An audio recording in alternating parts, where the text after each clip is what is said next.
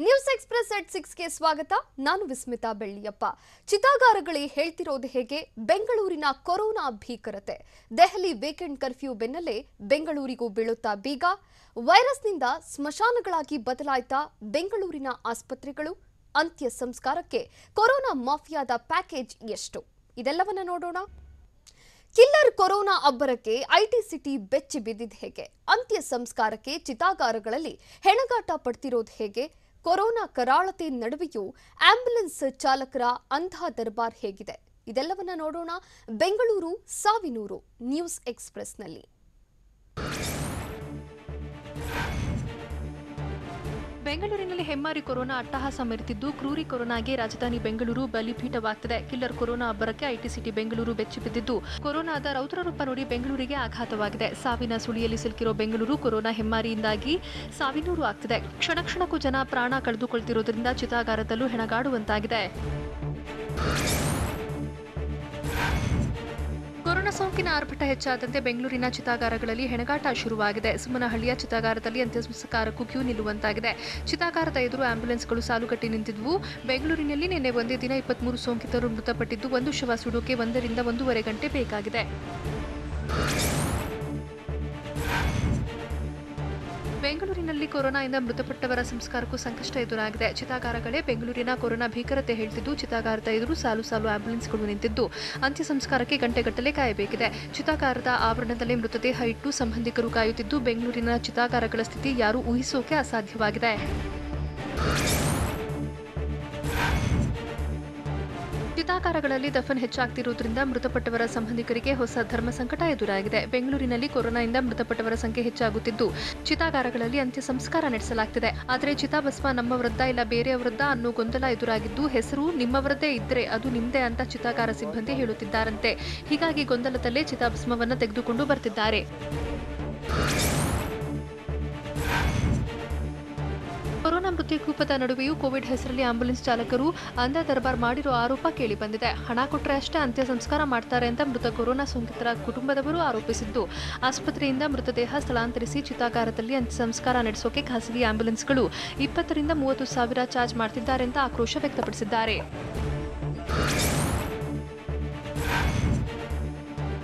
ಬೆಂಗಳೂರಿನಲ್ಲಿ ಕೊರೋನಾ ಸಾವಿನ ಸಂಖ್ಯೆ ಹೆಚ್ಚಾಗಿದ್ದು ಚಿತಾಗಾರಗಳ ಸಾಮರ್ಥ್ಯ ಮೀರಿ ಶವ ಬರ್ತಿದೆ. ಹೀಗಾಗಿ ಎಂಎಸ್ ಪಾಳ್ಯದ ಮೇಡಿ ಅಗ್ರಹಾರ ಚಿತಾಗಾರಕ್ಕೆ ಬಿಬಿಎಂಪಿ ಜಂಟಿ ಆಯುಕ್ತ ಭೇಟಿ ನೀಡಿ ಪರಿಶೀಲನೆ ನಡೆಸಿದ್ದಾರೆ. ಯಲಹಂಕ ವಲಯದ ಬಿಬಿಎಂಪಿ ಜಂಟಿ ಆಯುಕ್ತ ಅಶೋಕ್ ಚಿತಾಗಾರದ ಸಿಬ್ಬಂದಿ ಜೊತೆ ಚರ್ಚೆ ನಡೆಸಿದ್ದಾರೆ.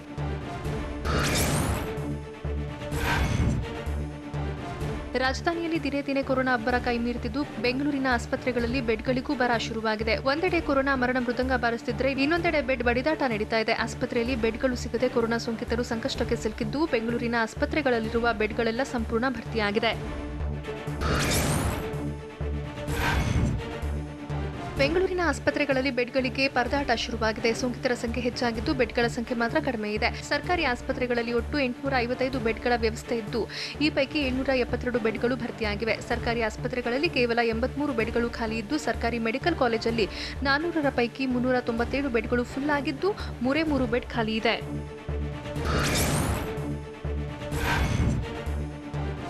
ಬೆಂಗಳೂರಿನಲ್ಲಿ ಒಂದೆಡೆ ಕೊರೋನಾ ಸೋಂಕು ದಿನೇ ದಿನೇ ಹೆಚ್ಚುತ್ತಿದ್ದರೆ ಮತ್ತೊಂದು ಕಡೆ ಆಸ್ಪತ್ರೆ ಸಿಬ್ಬಂದಿ ತೀವ್ರ ನಿರ್ಲಕ್ಷ್ಯ ತೋರಿದ್ದಾರೆ. ಸೋಂಕಿತರಿರುವ ವಾರ್ಡ್ನಲ್ಲೇ ಮೃತದೇಹ ಇಟ್ಟು ಆಸ್ಪತ್ರೆ ಸಿಬ್ಬಂದಿ ಬೇಜವಾಬ್ದಾರಿ ಪ್ರದರ್ಶಿಸಿದ್ದಾರೆ. ಬೆಂಗಳೂರಿನ ರಾಜಾಜಿನಗರದ ಇಎಸ್ಐ ಆಸ್ಪತ್ರೆಯಲ್ಲಿ ಘಟನೆ ನಡೆದಿದ್ದು ಮೃತದೇಹ ಕಂಡು ಸೋಂಕಿತರು ಮತ್ತಷ್ಟು ಗಾಬರಿಗೊಂಡಿದ್ದಾರೆ.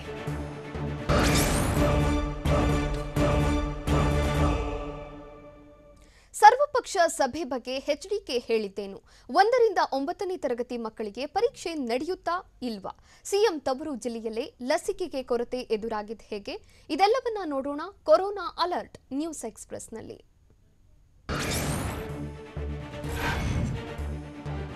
ಸರ್ವಪಕ್ಷ ಸಭೆಗೆ ನನಗೆ ಆಹ್ವಾನ ಬಂದಿಲ್ಲ ಅಂತ ವಿಪಕ್ಷ ನಾಯಕ ಸಿದ್ದರಾಮಯ್ಯ ಹೇಳಿದ್ರು. ಹೀಗಾಗಿ ಸರ್ವಪಕ್ಷ ಸಭೆಗೆ ಬರುವಂತೆ ಸಿದ್ದರಾಮಯ್ಯಗೆ ಮುಖ್ಯಮಂತ್ರಿ ಬಿಎಸ್ ಯಡಿಯೂರಪ್ಪ ಆಹ್ವಾನಿಸಿದ್ದಾರೆ. ಏಪ್ರಿಲ್ 18ರ ಸಂಜೆ 4 ಗಂಟೆಗೆ ರಾಜ್ಯದಲ್ಲಿ ಕೊರೋನಾ ನಿಯಂತ್ರಣ ಸಂಬಂಧ ಸಭೆ ನಡೆಯಲಿದೆ. ಉಭಯ ಸದನಗಳ ಮುಖಂಡರ ಸಭೆಗೆ ಹಾಜರಾಗುವಂತೆ ಕೋರಿ ಯಡಿಯೂರಪ್ಪ ಪತ್ರ ಬರೆದಿದ್ದಾರೆ. ರಾಜ್ಯದಲ್ಲಿ ಹುಚ್ಚೆದ್ದು ಕುಣಿತಿರೋ ಕೊರೋನಾಗೆ ಕಡಿವಾಣ ಹಾಕಲು ಸರ್ಕಾರ ಸರ್ವಪಕ್ಷ ಸಭೆಯಲ್ಲಿ ಚರ್ಚಿಸಲು ಮುಂದಾಗಿದೆ. ಸರ್ಕಾರದ ನಡೆಗೆ ಮಾಜಿ ಸಿಎಂ ಎಚ್ ಡಿ ಕುಮಾರಸ್ವಾಮಿ ಕಿಡಿಕಾರಿದ್ದಾರೆ. ಏಪ್ರಿಲ್ 18ರಂದು ಸರ್ಕಾರ ಸರ್ವಪಕ್ಷ ಸಭೆ ಕರೆದಿದೆ. ಆ ಸಭೆಯಲ್ಲಿ ಅದೇನು ಚರ್ಚಿಸ್ತಾರೋ ನೋಡೋಣ ಎಂದ ಎಚ್ ಡಿ ಕುಮಾರಸ್ವಾಮಿ ಸರ್ಕಾರದ ತಪ್ಪು ಮುಚ್ಚಿಕೊಳ್ಳಲು ಸರ್ವಪಕ್ಷ ಸಭೆ ಕರೆದಿದ್ದಾರೆ ಅಂತ ಆರೋಪಿಸಿದ್ರು.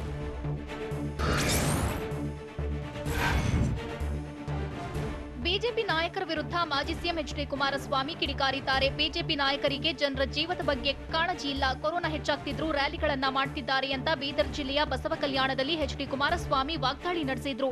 ಕೊರೋನಾಗೆ ಲಸಿಕೆ ಸಿಗದೆ ಜನರು ಪರದಾಡ್ತಿದ್ದಾರೆ, ಆದರೆ ಸರ್ಕಾರಕ್ಕೆ ಕೊರೋನಾ ತಡೆಗಟ್ಟುವ ಬಗ್ಗೆ ಸ್ಪಷ್ಟನೆ ಇಲ್ಲ ಎಂದು ಎಚ್ಡಿಕೆ ಆರೋಪಿಸಿದ್ರು.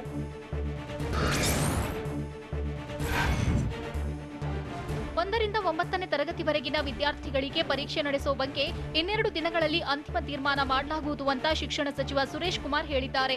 ಶಿಕ್ಷಣ ಇಲಾಖೆ ಅಧಿಕಾರಿಗಳ ಜತೆ ಚರ್ಚಿಸಿ ಅಂತಿಮ ನಿರ್ಧಾರ ಕೈಗೊಳ್ಳುತ್ತೇವೆ. ಎಸ್ಎಸ್ಎಲ್ಸಿ, ದ್ವಿತೀಯ ಪಿಯುಸಿ ಪರೀಕ್ಷೆಗಳು ಇನ್ನೂ ದೂರ ಇದ್ದು ಪರೀಕ್ಷೆ ನಡೆಸುವುದಕ್ಕೆ ನಮಗೆ ಸಾಕಷ್ಟು ಸಮಯಾವಕಾಶವಿದೆ.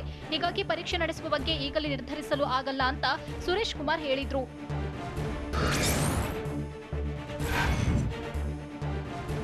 ಮುಖ್ಯಮಂತ್ರಿ ಬಿಎಸ್ ಯಡಿಯೂರಪ್ಪ ತವರು ಜಿಲ್ಲೆಯಲ್ಲೇ ಕೊರೋನಾ ಲಸಿಕೆಗೆ ಕೊರತೆ ಉಂಟಾಗಿದೆ. ನಗರದ ಸರ್ಕಾರಿ ಆಯುರ್ವೇದಿಕ್ ಕಾಲೇಜಿನ ಲಸಿಕಾ ಕೇಂದ್ರ ಹಾಗೂ ವಿದ್ಯಾನಗರದ ಲಸಿಕಾ ಉಪಕೇಂದ್ರದಲ್ಲಿ ಲಸಿಕೆ ಸ್ಥಗಿತಗೊಳಿಸಲಾಗಿದೆ. ಈ ಬಗ್ಗೆ ಟಿವಿ9ಗೆ ಶಿವಮೊಗ್ಗ ಡಿಎಚ್ಒ ರಾಜೇಶ್ ಸುರಗಿಹಳ್ಳಿ ಮಾಹಿತಿ ನೀಡಿದ್ದು, 1 ವಾರಕ್ಕೆ ಆಗುವಷ್ಟು ಮಾತ್ರ ಲಸಿಕೆ ಇದೆ. ಹೀಗಾಗಿ ಗ್ರಾಮಾಂತರ ಭಾಗದಲ್ಲೂ ಲಸಿಕೆ ನೀಡಿಕೆ ಸ್ಥಗಿತಗೊಳಿಸಿದ್ದೇವೆ ಅಂತ ಹೇಳಿದ್ದಾರೆ.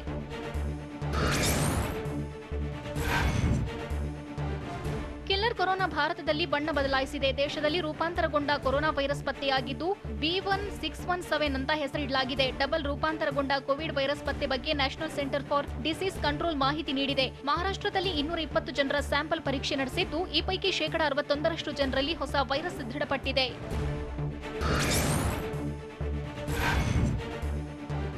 ಮಹಾರಾಷ್ಟ್ರದ ಅಮರಾವತಿ, ನಾಗ್ಪುರ ಸೇರಿ ಹಲವು ಜಿಲ್ಲೆಗಳಲ್ಲಿ ದೇಶಿ ವೈರಸ್ ಪತ್ತೆಯಾಗಿದ್ದು, ದೇಶದ ಇತರ ನಗರಗಳಿಗೂ ರೂಪಾಂತರಿ ಹಬ್ಬಿರೋ ಆತಂಕ ಎದುರಾಗಿದೆ. ಹೀಗಾಗಿ ಬೆಳಗಾವಿಯಲ್ಲಿ ಭೀತಿ ಆವರಿಸಿದ್ದು, ರಾಜ್ಯದಲ್ಲೂ ಆತಂಕಕ್ಕೆ ಕಾರಣವಾಗಿದೆ. ಹಳೆ ವೈರಸ್ಗಿಂತ ದೇಶಿ ರೂಪಾಂತರಿ ಡಬಲ್ ಡೇಂಜರ್ ಆಗಿದ್ದು, ಹೈಸ್ಪೀಡ್ನಲ್ಲಿ ಹರಡುತ್ತೆ. ಕುಟುಂಬದಲ್ಲಿ ಒಬ್ಬರಿಗೆ ಬಂದ್ರೆ ಇಡೀ ಕುಟುಂಬವನ್ನೇ ಆವರಿಸುತ್ತೆ.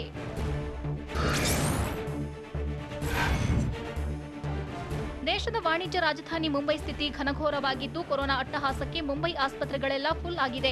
ಕೊರೋನಾ ಸೋಂಕಿತರ ಸಂಖ್ಯೆಗೆ ಬೆಡ್ಗಳೇ ಸಾಕಾಗದೆ ಒಂದೇ ಬೆಡ್ನಲ್ಲಿ 2 ಸೋಂಕಿತರಿಗೆ ಚಿಕಿತ್ಸೆ ನೀಡಲಾಗ್ತಿದೆ. ಇನ್ನು ಮಹಾರಾಷ್ಟ್ರದಲ್ಲಿ ಕಿಲ್ಲರ್ ಕೊರೋನಾದಿಂದ ಪರಿಸ್ಥಿತಿ ಕೈಮೀರಿ ಹೋಗಿದ್ದು, ಅಹಮದ್ ನಗರದಲ್ಲಿ ಸಾಮೂಹಿಕ ಅಂತ್ಯ ಸಂಸ್ಕಾರ ನಡೆಸಲಾಗಿದೆ.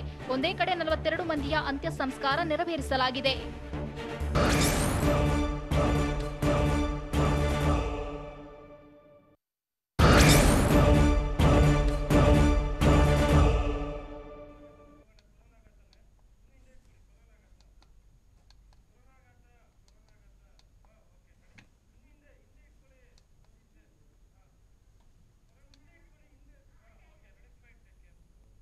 ಬೆಂಗಳೂರಿನಲ್ಲಿ ಮತ್ತಷ್ಟು ಕಠಿಣ ನಿಯಮ ಕೈಗೊಳ್ಳುವ ಬಗ್ಗೆ ನಾಳೆ ಅಂತಿಮವಾಗುತ್ತಾ? ಕೊರೋನಾ ಬಗ್ಗೆ ಸರ್ಕಾರದ ವಿರುದ್ಧ ಕಾಂಗ್ರೆಸ್ ಟ್ವೀಟಾಸ್ತ್ರ ಪ್ರಯೋಗಿಸಿದ ಹೇಗೆ? ಸರ್ಕಾರಕ್ಕೆ ಯಾವುದೇ ರೀತಿಯ ಸಲಹೆ ನೀಡಲ್ಲ ಅಂತ ಡಿಕೆಶಿ ಹೇಳಿದ್ದೇಕೆ? ಇದೆಲ್ಲವನ್ನ ನೋಡೋಣ ಕೊರೋನಾ ಘಾತ ನ್ಯೂಸ್ ಎಕ್ಸ್‌ಪ್ರೆಸ್‌ನಲ್ಲಿ. ರಾಜ್ಯದಲ್ಲಿ ದಿನದಿಂದ ದಿನಕ್ಕೆ ಹೆಮ್ಮಾರಿ ಕೊರೋನಾ 2ನೇ ಅಲೆ ಸ್ಫೋಟಗೊಳ್ಳುತ್ತಿದೆ. ರಾಜ್ಯದಲ್ಲಿ ಕೊರೋನಾ ಕೇಸ್ ಹೆಚ್ಚಳವಾಗ್ತಿರೋ ಬೆಂಗಳೂರಲ್ಲಿ ಆರೋಗ್ಯ ಸಚಿವ ಡಾಕ್ಟರ್ ಕೆ ಸುಧಾಕರ್ ಪ್ರತಿಕ್ರಿಯಿಸಿದ್ರು. ಕೊರೋನಾ ಸೋಂಕು ಹೆಚ್ಚಳ ಆಗ್ತಿರೋ ಬಗ್ಗೆ ಸಿಎಂ ಬಿಎಸ್ವೈ ಜೊತೆ ಚರ್ಚಿಸ್ತೀನಿ. ಹಿರಿಯ ಸಚಿವರು ಅಧಿಕಾರಿಗಳ ಜೊತೆ ಸಭೆ ನಡೆಸಿ ಚರ್ಚೆ ನಡೆಸಲಾಗುತ್ತೆ. ದೆಹಲಿ ಮತ್ತಿತರ ಕಡೆ ವೀಕೆಂಡ್ ಕರ್ಫ್ಯೂ ಕ್ರಮ ಸ್ವಾಗತಾರ್ಹ. ಕೊರೋನಾ ಕೇಸ್ ಹೆಚ್ಚಳ ಹಿನ್ನೆಲೆ ಈ ಕ್ರಮಗಳು ಅನಿವಾರ್ಯ ಅಂತ ಸುಧಾಕರ್ ಹೇಳಿದ್ರು.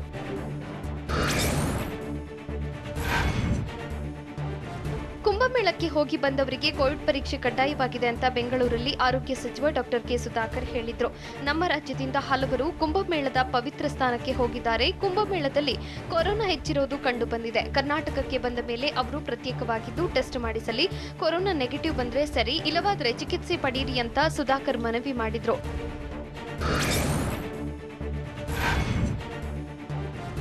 ಕರುನಾಡಲ್ಲಿ ಡೆಡ್ಲಿ ಕೊರೋನಾ ಬಾಲ ಬಿಚ್ಚಿದೆ. ರಾಜ್ಯದಾದ್ಯಂತ ಕೊರೋನಾ ಸೋಂಕಿತರು ಪರದಾಡ್ತಿದ್ದಾರೆ. ರಾಜ್ಯ ಸರ್ಕಾರದ ವಿರುದ್ಧ ಕಾಂಗ್ರೆಸ್ ಟ್ವೀಟಾಸ್ತ್ರ ಪ್ರಯೋಗಿಸಿದೆ. ವಾಸ್ತವದಲ್ಲಿ ರಾಜ್ಯದಲ್ಲಿ ಕೊರೋನಾ ಲಸಿಕೆ ಕೊರತೆ ಇದೆ, ಆದರೆ ಲಸಿಕೆ ಉತ್ಸವ ಎಂಬ ಸುಳ್ಳು ಭ್ರಮೆ ಹುಟ್ಟಿಸುತ್ತಿದೆ ಅಂತ ರಾಜ್ಯ ಸರ್ಕಾರದ ವಿರುದ್ಧ ರಾಜ್ಯ ಕಾಂಗ್ರೆಸ್ ಟೀಕೆ ಮಾಡಿದೆ. ಜನರ ಮರಣದಲ್ಲೂ ಮಹೋತ್ಸವ ಆಚರಿಸುತ್ತಿದೆ. ಇದು ಬಿಜೆಪಿಯಂತಹ ಲಜ್ಜೆಗೆಟ್ಟ ಸರ್ಕಾರಕ್ಕೆ ಮಾತ್ರ ಸಾಧ್ಯ. ಪರಿಸ್ಥಿತಿ ಬಿಗಡಾಯಿಸುತ್ತಿದ್ರೂ ಗಾಂಭೀರ್ಯತೆ ಬಂದಿಲ್ಲ ಅಂತ ಸರ್ಕಾರದ ವಿರುದ್ಧ ರಾಜ್ಯ ಕಾಂಗ್ರೆಸ್ ಘಟಕ ಆಕ್ರೋಶ ಹೊರಹಾಕಿದೆ.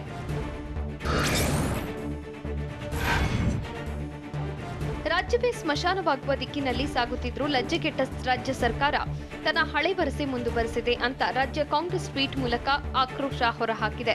ಸುಳ್ಳು, ಆತ್ಮವಂಚನೆ, ದಿಕ್ಕು ತಪ್ಪಿಸುವ ತಂತ್ರ ಮುಂದುವರೆಸಿದೆ.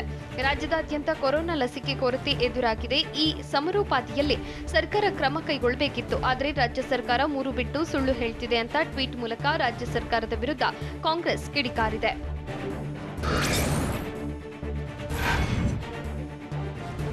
ಕೊರೋನಾ ನಿಯಂತ್ರಣಕ್ಕೆ ಯಾವುದೇ ರೀತಿಯ ಸಲಹೆ ಕೊಡೋದಿಲ್ಲ ಅಂತ ಡಿಕೆ ಶಿವಕುಮಾರ್ ಹೇಳಿದ್ದಾರೆ. ಕೊರೋನಾದಿಂದ ಬೈ ಎಲೆಕ್ಷನ್ಗೆ ನಿಯಮ ರೂಪಿಸಬೇಕಿತ್ತು, ಆದರೆ ಸರ್ಕಾರ ಜವಾಬ್ದಾರಿ ಮೆರೆದಿದೆ. ಹೀಗಾಗಿ ಸಲಹೆ ನೀಡುವುದಿಲ್ಲ ಅಂತ ಡಿಕೆ ಶಿವಕುಮಾರ್ ಹೇಳಿದ್ರು.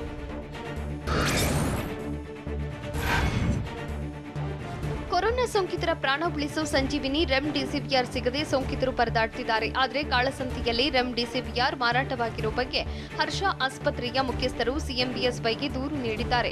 ಬೆಂಗಳೂರು ಗ್ರಾಮಾಂತರ ಜಿಲ್ಲೆ ನೆಲಮಂಗಲದಲ್ಲಿರುವ ಹರ್ಷ ಆಸ್ಪತ್ರೆ ಮುಖ್ಯಸ್ಥ ಸಿಎಂ ಬಿಎಸ್ವೈ, ಡಿಜಿ ಮತ್ತು ಐಜಿಪಿ ಹಾಗೂ ಪೊಲೀಸ್ ಆಯುಕ್ತರಿಗೆ ದೂರು ಸಲ್ಲಿಸಿದ್ದಾರೆ. 1500 ರಿಂದ 2000 ರೂಪಾಯಿ ಮೌಲ್ಯದ ಲಸಿಕೆಯನ್ನ 15 ರಿಂದ 20,000 ರೂಪಾಯಿಗೆ ಮಾರಾಟ ಮಾಡುತ್ತಿದ್ದಾರೆ. ಕಾಳಸಂತೆಯಲ್ಲಿ ವ್ಯಾಕ್ಸಿನ್ ಮಾರಾಟ ಮಾಡುತ್ತಿದ್ದಾರೆ ಎಂದು ಆರೋಪಿಸಲಾಗಿದೆ.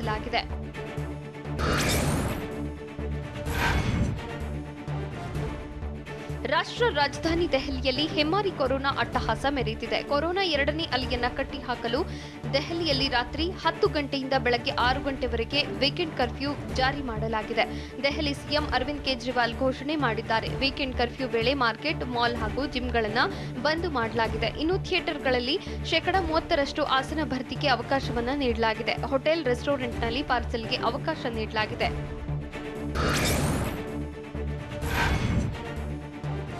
ದೇಶದಲ್ಲಿ ಕೊರೋನಾ ರಕ್ಕಸ ರೂಪ ತಾಳ್ತಿದೆ. ಸದ್ದೇ ಇಲ್ಲದಂತೆ ಹೆಮ್ಮಾರಿ ವೈರಸ್ ಸಿಕ್ಕವರನ್ನ ಬಲಿ ಪಡೆದಿದೆ. ಮಧ್ಯಪ್ರದೇಶ ಸರ್ಕಾರ ಸೋಂಕಿತರ ಸಾವಿನ ಸಂಖ್ಯೆಗಳನ್ನು ಮುಚ್ಚಿಟ್ಟು ಕಳ್ಳಾಟವಾಡ್ತಾ ಇದೆ. ಭೂಪಾಲ್ನಲ್ಲಿ ಕಳೆದ 4 ದಿನದಲ್ಲಿ 187 ಸೋಂಕಿತರ ಮೃತದೇಹಗಳನ್ನು ಅಂತ್ಯ ಸಂಸ್ಕಾರವನ್ನ ಮಾಡಲಾಗಿದೆ. ಮಧ್ಯಪ್ರದೇಶದ ಭೂಪಾಲ್ನ ಬಾಡಪಾಡ ಸ್ಮಶಾನದಲ್ಲಿ 133 ಹಾಗೂ ಸುಭಾಷ್ ನಗರದ ಸ್ಮಶಾನದಲ್ಲಿ ಒಂದರಲ್ಲೇ 54 ಶವ ಸಂಸ್ಕಾರ ಮಾಡಲಾಗಿದೆ.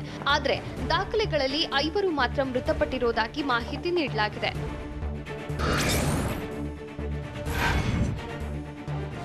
ದೇಶದಲ್ಲಿ ಕೊರೋನಾ ಎರಡನೇ ಅಲೆ ಸ್ಫೋಟಕ್ಕೆ ಜನರು ನಡುಗಿ ಹೋಗಿದ್ದಾರೆ. ಪಂಚರಾಜ್ಯ ಚುನಾವಣೆಯಿಂದಲೇ ಹೆಚ್ಚಾಯಿತಾ ಹೆಮ್ಮಾರಿ ಆರ್ಭಟ ಅನ್ನೋ ಪ್ರಶ್ನೆ ಮೂಡಿದೆ.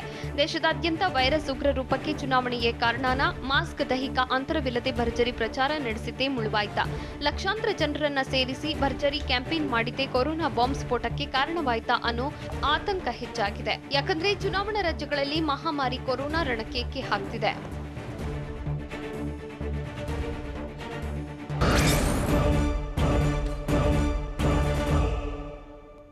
ಬೈ ಎಲೆಕ್ಷನ್ ಅಖಾಡದಲ್ಲಿ ಅಂತಿಮ ದಿನದ ಬಹಿರಂಗ ಪ್ರಚಾರ ಹೇಗಿತ್ತು?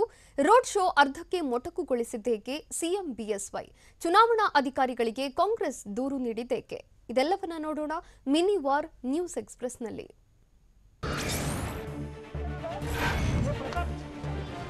ಬೆಳಗಾವಿ ಮಸ್ಕಿ ಬಸವ ಕಲ್ಯಾಣ ಉಪಚುನಾವಣೆ ಕಣ ರಂಗೇರಿದ್ದು ಬಹಿರಂಗ ಪ್ರಚಾರಕ್ಕೆ ತೆರೆ ಬಿದ್ದಿದೆ.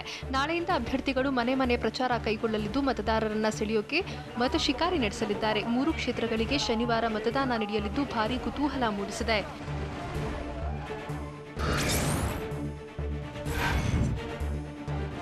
ಬೆಳಗಾವಿಯಲ್ಲಿ ಬಿಜೆಪಿ ಅಭ್ಯರ್ಥಿ ಮಂಗಳ ಅಂಗಡಿ ಪರ ರೋಡ್ ಶೋ ನಡೆಸುತ್ತಿದ್ದ ಮುಖ್ಯಮಂತ್ರಿ ಬಿಎಸ್ ಯಡಿಯೂರಪ್ಪ ಚುನಾವಣಾ ಪ್ರಚಾರವನ್ನು ಅರ್ಧಕ್ಕೆ ಮೊಟಕುಗೊಳಿಸಿದ್ದಾರೆ. ಸಿಎಂ ಯಡಿಯೂರಪ್ಪಗೆ ಮತ್ತೆ ಜ್ವರ ಕಾಣಿಸಿಕೊಂಡಿದೆ. ಹೀಗಾಗಿ ಚುನಾವಣಾ ಪ್ರಚಾರ ಅರ್ಧಕ್ಕೆ ಮೊಟಕುಗೊಳಿಸಿ ಬೆಂಗಳೂರಿಗೆ ವಾಪಸ್ಸಾಗಿದ್ದಾರೆ.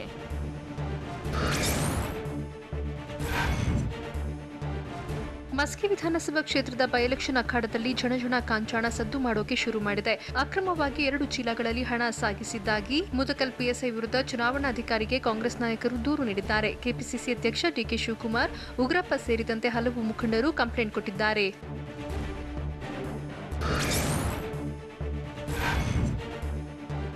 ಮಸ್ಕಿ ವಿಧಾನಸಭಾ ಕ್ಷೇತ್ರದಲ್ಲಿ ಅಕ್ರಮವಾಗಿ ಹಣ ಸಾಗಾಟದ ಬಗ್ಗೆ ಚುನಾವಣಾಧಿಕಾರಿಗಳ ಗಮನಕ್ಕೆ ತಂದಿದ್ದೇವೆ ಅಂತ ಕೆಪಿಸಿಸಿ ಅಧ್ಯಕ್ಷ ಡಿಕೆ ಶಿವಕುಮಾರ್ ಹೇಳಿದ್ದಾರೆ.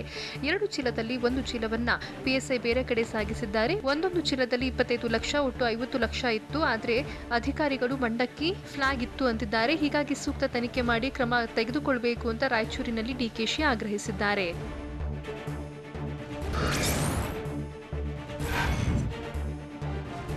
ಉಪಚುನಾವಣಾ ಅಖಾಡ ಕ್ಷಣಕ್ಕೂ ರಂಗೇರುತ್ತಿದ್ದು, ಸಮುದಾಯದ ಸಭೆ ಮಾಡುವುದು ದೊಡ್ಡ ಅಪರಾಧ ಅಂತ ರಾಯಚೂರು ಜಿಲ್ಲೆ ಮಸ್ಕಿಯಲ್ಲಿ ಡಿಕೆ ಶಿವಕುಮಾರ್ ಹೇಳಿದ್ದಾರೆ. ಜಾತಿ ಸಭೆ ಮಾಡಿದವರ ಮೇಲೆ ಚುನಾವಣಾ ಆಯೋಗ ಕ್ರಮ ಕೈಗೊಳ್ಳಬೇಕು. ಅಲ್ಲದೆ ನಂದೀಶ್ ರೆಡ್ಡಿ ಹಣ ಹಂಚುವ ವಿಡಿಯೋ ಬಂದಿದ್ದು ನಮ್ಮ ಹುಡುಗನನ್ನ ಬೆದರಿಸಿ ಡಿಲೀಟ್ ಮಾಡಿಸಿದ್ದಾರೆ. ಹೀಗಾಗಿ ಚುನಾವಣಾ ಆಯೋಗ ಅಭ್ಯರ್ಥಿಯನ್ನ ಅನರ್ಹಗೊಳಿಸಬೇಕಿತ್ತು ಅಂತ ಆಗ್ರಹಿಸಿದ್ರು.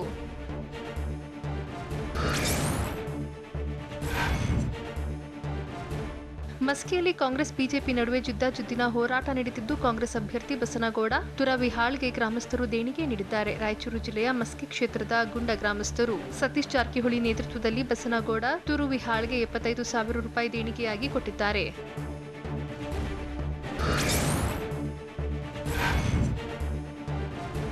ರಾಯಚೂರಿನ ಮಸ್ಕಿಯಲ್ಲಿ ಕಾಂಗ್ರೆಸ್ ಪರ ವಾಲ್ಮೀಕಿ ಮತಗಳನ್ನ ಸೆಳೆಯೋಕೆ ಸತೀಶ್ ಜಾರಕಿಹೊಳಿ ಅಖಾಡಕ್ಕೆ ಇಳಿದಿದ್ದಾರೆ. ಕಾಂಗ್ರೆಸ್ ಅಭ್ಯರ್ಥಿ ಬಸನಗೌಡ ತುರುವಿಹಾಳ್ ಪರ ಮಸ್ಕಿಯ ಗುಂಡ ಗ್ರಾಮದ ಸತೀಶ್ ಜಾರಕಿಹೊಳಿ ಪ್ರಚಾರ ಮಾಡಿದ್ರು.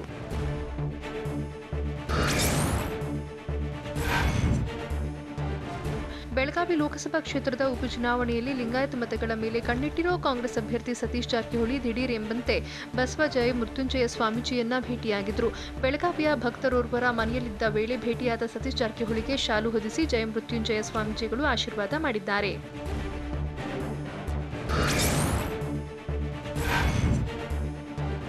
ಬೈ ಎಲೆಕ್ಷನ್ ಅಖಾಡದಲ್ಲಿ ಟಾಪ್ ವಾರ್ ಮುಂದುವರೆದಿದ್ದು, ಬಿಜೆಪಿಯವರು ಮತದಾರರಿಗೆ ಹಣ ಹಂಚುತ್ತಿದ್ದು ಈ ವೇಳೆ ಸಿಕ್ಕಿ ಬೀಳ್ತಿದ್ದಾರೆ ಅಂತ ಪ್ರಿಯಾಂಕ್ ಖರ್ಗೆ ಆರೋಪಿಸಿದ್ದಾರೆ.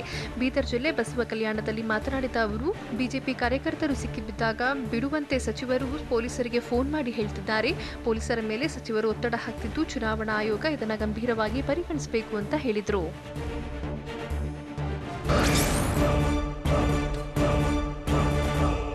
ಮುಷ್ಕರ ನಿರತ ಸಾರಿಗೆ ಸಿಬ್ಬಂದಿ ವಿರುದ್ಧ ಇಲಾಖೆ ಕ್ರಮ ಕೈಗೊಂಡಿದ್ದು ಹೇಗೆ? ಪ್ರಿಯತಮೆಯನ್ನ ಹತ್ಯೆಗೈದ ಪ್ರಿಯಕರ ಮಾಡಿದ್ದೇನು? ಯುವಕನ ಪ್ರಾಣವನ್ನೇ ತೆಗೆದ ಹನಿ ಟ್ರ್ಯಾಪ್ ಆರೋಪಿಗಳು ಖಾಕಿ ಬಲಿಗೆ ಬಿದ್ದಿದ್ದು ಹೇಗೆ? ಇದೆಲ್ಲವನ್ನು ನೋಡೋಣ ಸಮಗ್ರ ನ್ಯೂಸ್ ಎಕ್ಸ್‌ಪ್ರೆಸ್‌ನಲ್ಲಿ.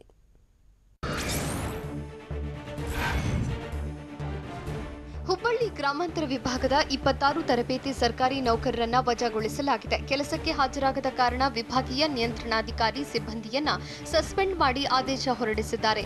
15 ಚಾಲಕರು, 8 ಚಾಲಕ ಕಂ ನಿರ್ವಾಹಕರು, 2 ತಾಂತ್ರಿಕ ಸಿಬ್ಬಂದಿ, 1 ಕಿರಿಯ ಸಹಾಯಕನನ್ನ ಅಮಾನತುಗೊಳಿಸಲಾಗಿದೆ.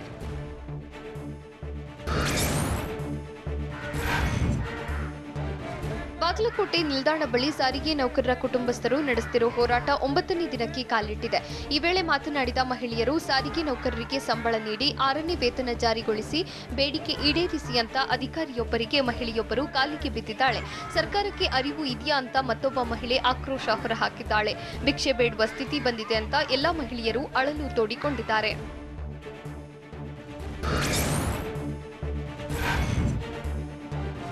ಬೆಂಗಳೂರಿನ ಚಿಕ್ಕಜಾಲ ಪೊಲೀಸ್ ಠಾಣಾ ವ್ಯಾಪ್ತಿಯಲ್ಲಿ ಕೆಎಸ್ಆರ್ಟಿಸಿ ಬಸ್ಸೊಂದರ ಮೇಲೆ ಕಿಡಿಗೇಡಿಗಳು ಕಲ್ಲು ತೂರಿದ್ದಾರೆ.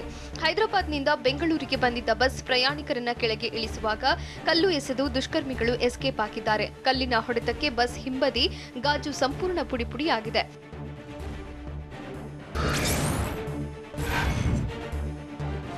ಬೆಂಗಳೂರಿನ ಕೆಆರ್ಪುರಂ ಪೊಲೀಸರು ಹನಿ ಟ್ರ್ಯಾಪ್ ಆರೋಪಿಗಳಿಬ್ಬರನ್ನ ಬಂಧಿಸಿದ್ದಾರೆ. ಜಾವೇದ್, ರುಬಿನ್ ಅನ್ನೋ ಆರೋಪಿಗಳು ಆನ್ಲೈನ್ ಹನಿ ಟ್ರ್ಯಾಪ್ ಬಳಸಿ ಯುವಕನ ಸಾವಿಗೆ ಕಾರಣರಾಗಿದ್ರು. ಬಟ್ಟರಹಳ್ಳಿಯಲ್ಲಿ ಅವಿನಾಶ್ ಎಂಬಾತನಿಗೆ ಹುಡುಗಿ ಹೆಸರಲ್ಲಿ ಫೇಸ್ಬುಕ್ನಲ್ಲಿ ಗಾಳ ಹಾಕಿ ನಗ್ನವಾಗಿಸಿದ್ರು. ವಿಡಿಯೋ ಮಾಡಿ ಹಣ ಹಾಕಿಸಿಕೊಂಡಿದ್ದ ಆರೋಪಿಗಳು ಪದೇ ಪದೇ ಬೆದರಿಕೆ ಹಾಕ್ತಿದ್ರು. ಯುವಕ ಮೃತಪಟ್ಟ ಬಳಿಕವೂ ಆರೋಪಿಗಳು ಕಾಲ್ ಮಾಡಿದ್ದು ಮೃತನ ಸಹೋದರಿ ಠಾಣೆಗೆ ದೂರು ನೀಡಿದ್ರು.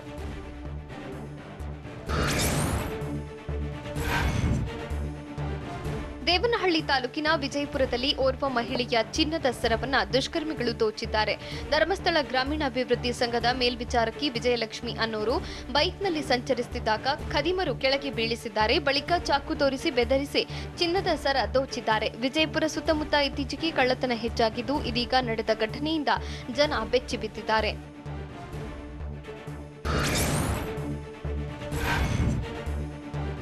ಚಿತ್ರದುರ್ಗದ ಕರುವಿನಕಟ್ಟಿ ವೃತ್ತ ಬಳಿಯಿರೋ ಕೂಡಲಿ ಶೃಂಗೇರಿ ಮಠದ ಹುಂಡಿಗೆ ದುಷ್ಕರ್ಮಿಗಳು ಕನ್ನ ಹಾಕಿದ್ದಾರೆ. ಮಠದ ಬೀಗ ಒಡೆದು ಒಳನುಗ್ಗಿರೋ ಕಳ್ಳರು ಹುಂಡಿ ಬೀಗ ಮುರಿದು ಹಣ ದೋಚಿದ್ದಾರೆ. ಖದೀಮರ ಕೃತ್ಯ ಸಿಸಿಟಿವಿಯಲ್ಲಿ ಸೆರೆಯಾಗಿದೆ. ಈ ಬಗ್ಗೆ ಚಿತ್ರದುರ್ಗ ನಗರ ಠಾಣೆಯಲ್ಲಿ ಕೇಸ್ ದಾಖಲಾಗಿದೆ.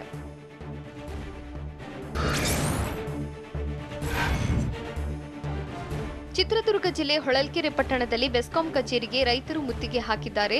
ಸಮರ್ಪಕವಾಗಿ ವಿದ್ಯುತ್ ಪೂರೈಸುವಂತೆ ಆಗ್ರಹಿಸಿ ತಿಮ್ಮಲಾಪುರ, ಗುಡ್ಡದ ಸಾಂತೇನಹಳ್ಳಿ, ಆವಿನಹಟ್ಟಿ, ಲೋಕದೊಳಲು ಗ್ರಾಮದ ರೈತರು ಆಫೀಸ್ ಎದುರು ಧರಣಿ ನಡೆಸಿದ್ದಾರೆ. ಈ ವೇಳೆ ಪೊಲೀಸರು ಬೆಸ್ಕಾಂ ಅಧಿಕಾರಿಗಳ ಜೊತೆ ಧರಣಿ ನಿರತರು ವಾಗ್ವಾದ ನಡೆಸಿದರು.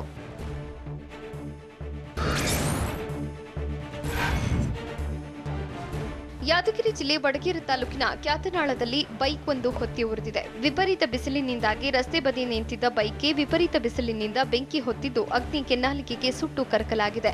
ಬಿಸಿಲಿನ ತಾಪ 40 ಡಿಗ್ರಿ ತಲುಪಿರೋ ಕಾರಣದಿಂದ ಬೈಕ್ ಹೊತ್ತಿ ಉರಿದಿದೆ.